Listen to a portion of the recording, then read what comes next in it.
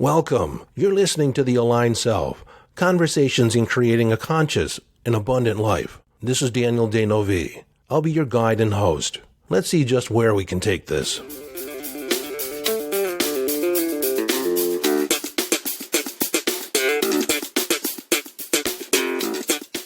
Hello, friend, and welcome into this Quotable Monday. Today we're going to talk about German philosopher Immanuel Kant. Now, he has an entire philosophy about how to be an extraordinary human being, but there has been one maxim that has informed my life more than any other. I've referred to it over and over again ever since I was in my 20s. And this is what it is. Live your life as if every action, every behavior became the law of the land. Live your life as if every behavior, every choice would become the law of the land. Now, what does that mean?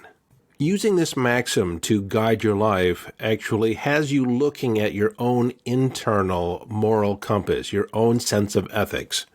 And so you can, by using this maxim, access your own internal references without doing a lot of in-depth analysis about what you believe or what's your philosophy. For instance, when I was younger and I would consider cutting corners. I was either tired or I didn't want to go the extra mile and see something all the way through. I would say, well, who's going to know? And then I would reference Kant's universal maxim. If cutting corners became the law of the land, would it be a world that I would like to live in? What if my auto mechanic cut corners? What if my doctor cut corners? The surgeon cut corners? What if they did just enough and they didn't do an excellent job?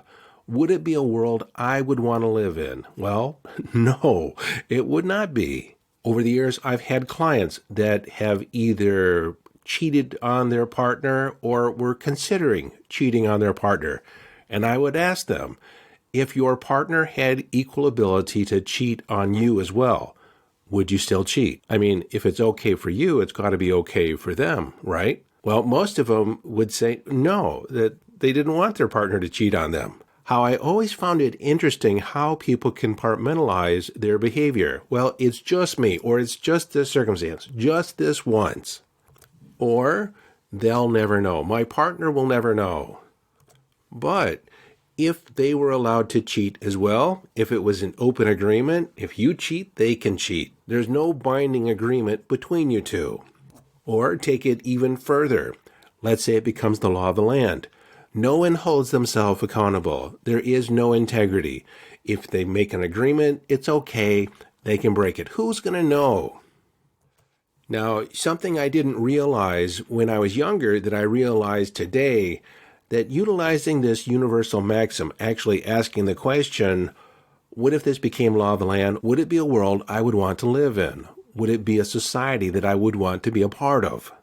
And while it's easy to look at, when you're lying or cutting corners or breaking agreements, no one really wants that to be the law of the land, because with no integrity, nothing really works. I mean, if you can't count on a person's word, if you can't count on people following through, then you're going to be suspect of every interaction you have with another human being. But we have a certain amount of trust, and that trust is typically reflected on how we show up. Are we trustworthy? The more trustworthy we are, the more we trust other people. But this is all in the action, in the behavior. What I didn't realize when I was younger is the energetic impact of doing things or compartmentalizing your behavior and then expecting something different from other people. For instance, in those people that cheated on their partner, thinking that they'll never know, they'll keep it secret. What they don't realize is the energetic impact that it creates on your relationship. The other person does know on some level. They may not know consciously. They may have an inkling. They may suspect it. They may be questioning it, or it just may undermine your connection even further. The other thing that this quote has done for me, or following this edict has done for me, is that it has expanded my perception to extend beyond the immediate impact or immediate effect to what is the long-term consequence of this action or behavior. In other words, what's the fallout of the fallout? The other awareness that developed over time that one cannot perform subpar in one area of their life and not expect it to impact every other area of your life. You probably have heard the quote, "How you do one thing is how you probably do everything." This is a reference to universal consistency. By and large, the human mind has a commitment to maintain consistency in one's beliefs and actions. Comparing this to Kant's categorical imperative, the idea that we should live and behave in accordance with our own internal compass if this was to become law of the land. When we question, would I like to live in a society that would have this action be the law of the land, we're tapping into our own internal conscience, our moral compass. And if we make a decision in that moment to not do it, in order to be in alignment with that internal compass, that internal moral set, then we are maintaining the consistency of our inner beliefs. Now, I do want to state that this is not a black and white argument. It's not definitive because there are gray areas in which we behave. For instance, I had a client early on in my coaching career. He had a belief if someone that he was riding with broke the law and drove faster than the posted speed limit, knowing that they were breaking the law, from his perspective, if they were willing to break that law, then they couldn't be trusted with anything. I thought that position was rather extreme, although I get the sentiment. It's that whole idea, how you do one thing is more than likely how you do everything. And this is where we start to rationalize things because it may not seem like a big priority to drive exactly the speed limit. You might exceed it by maybe 5 miles per hour, 5 kilometers per hour. But if you're driving more than 10 kilometers per hour, 15 kilometers per hour, miles per hour, then I would question your ethics. I would question how you do other things in your life. Where do you bend the rules? Where do you think you're above the rules? Because if you start driving that much faster than the posted speed limit, chances are you're putting other people in danger. You're inconveniencing other people for your own wants and needs. Of course, this is my own assessment, and I'd have to dig deeper and ask more questions in a variety of areas to really find out if that's true. But it does have value as a theory, as a hypothesis. If you see a behavior going on in one area, you start looking and is this happening in other areas too? For instance, it's a red flag if you start dating someone and you find out that they're lying about something. They're telling a story. They're fabricating the facts. And in that moment, the story might not seem like it's that big a deal. It has no real consequence. But that even is a bigger red flag. If that story has no real consequence, why are they lying? Why are they fabricating the facts? How are they going to behave when it's something really important? Could they be trusted to actually deliver the truth without coloring it, making it seem some other way than the way it is? Let's apply the universal maxim. If this became the law of the land and everyone could fabricate their own stories, embellish things, where would be the truth? What could you count on? Would that be a world that you would want to live in? Probably not. This is actually something that I've reflected on myself. When I was younger, I used to embellish the story, embellish the facts to make myself seem more important, to make things seem, I guess, more entertaining. But I saw that as problematic. One, when I'm telling this story and I'm embellishing, sometimes I forgot the details of what exactly I was embellishing, who I told what to when. It just became a lot of trouble keeping track of the embellishments. But when I ran it through the universal maxim and I asked myself, would I want to interact with other people that were also embellishing the story, not telling the facts or telling it in a different way in order to make themselves look better? I realized I was doing it to make myself look good, or I thought I was making myself look good. Bottom line, I stopped it. It wasn't worth it because it was not a world that I wanted to live in.